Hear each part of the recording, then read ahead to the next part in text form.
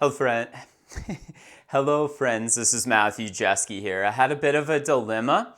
I really needed a good wireless lavalier setup. I've played with quite a few, especially the Sony setups, which are very expensive but really work well. I feel like the Sony is a little more of the industry standard.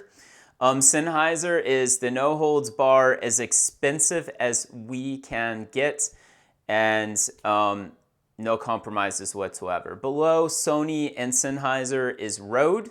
Rode is a good microphone, especially for on-the-go videographers, kind of like me, to shoot videos. Now at the bottom tier is Audio Technica.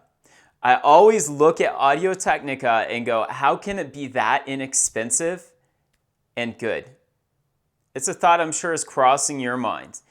And every single time I'm going to go buy the no compromises, best of the best, I end up buying the Audio Technica and am never, ever disappointed. It is awesome stuff.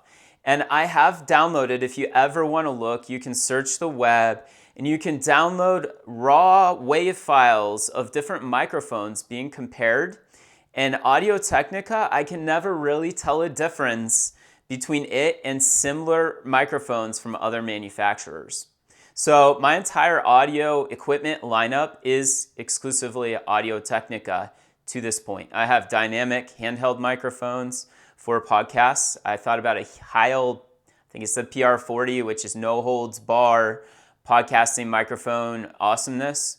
I ended up with an Audio Technica handheld microphone. Sounds amazing.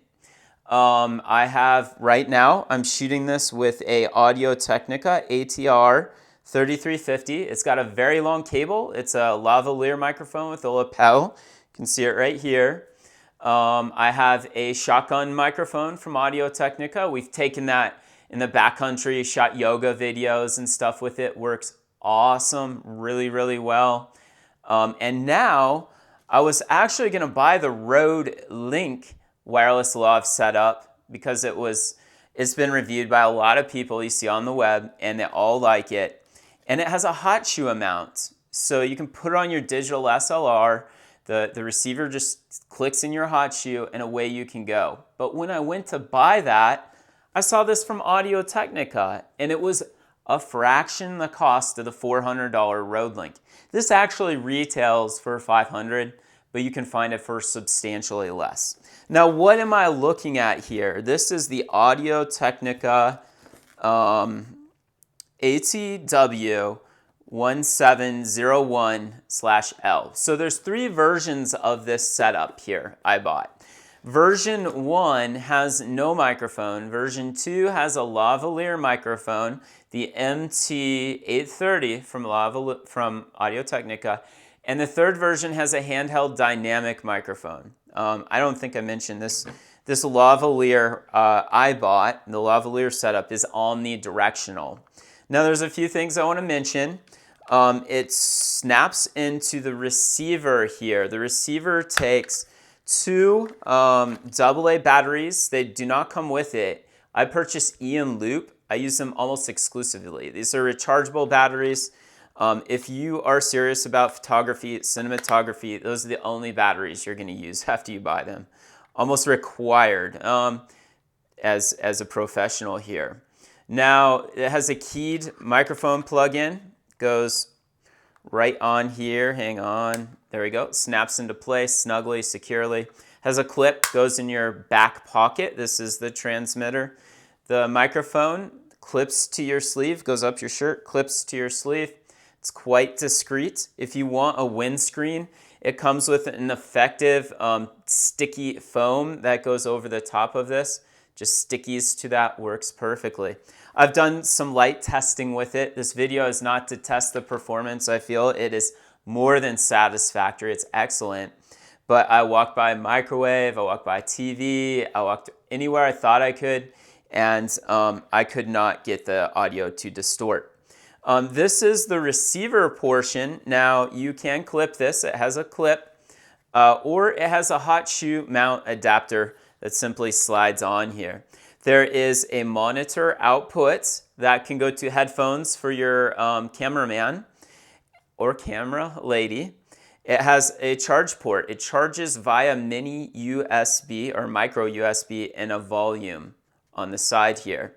There's a couple buttons up front where you can get different channels in that, but truth be told, it is very easy to set up. This is the power button on the back.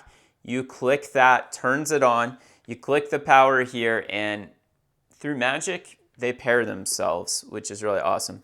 Couple more switches here. I'll let you look at the manual for those. I didn't need to use them. One says mono versus balance output, and then there's 201 versus 1010. That's a three-way switch. You can read the manual and you get it. It comes with a little instruction guide and registration card in the package. There's the instruction guide. This is a wall wart you get and a USB cable to charge your receiver. Not much more to talk about. I feel it's a really fantastic setup. Now, I did mention I have shot with the Sony lavalier setups. They are awesome. I'm not going to complain about them whatsoever. I feel this has really fantastic quality. Every bit as good as anything else out there that I've played with. The only thing is when I compare the two, the plastic is a little chintzier. It's still good quality molding and all that, but the Sony just felt really sturdy in your hand. Now, my one fear when I was shooting with the Sony stuff is it was so solid, I felt if I dropped that, it might shatter. Whereas this is a little more forgiving plastic. Now, I'm not going to drop it. This isn't a drop test. But the plastic just doesn't feel as solid as some of the other wireless lavalier setups out there. Now, that's a minor complaint because you're really after audio quality. And I feel this quality is superb. I haven't done a range test yet, but if you want to do a search, I'm sure you can find one. Or go ahead and actually do this. In the comments below the video, ask me questions because I have one of these and I'm happy to answer your questions. Another thing I want you to do, if you're looking to get one of these, you want to give it a whirl like me, go ahead and click the link in the description below the video. There you'll be linked to Amazon where I purchased mine, and I do make a very small commission. This kind of a way as a little tip you can thank me by clicking the link, and I can shoot more videos and answer more questions for you.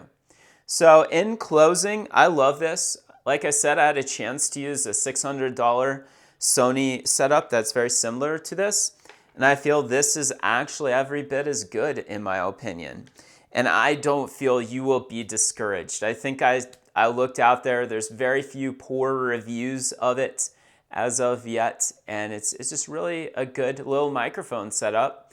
It won't break the bank and it'll meet your needs. So enjoy. Again, any questions, comments, put those below. Anybody wanting, if you want to check it out, go ahead and click the link. Buy one, check it out, see how you like it for yourself.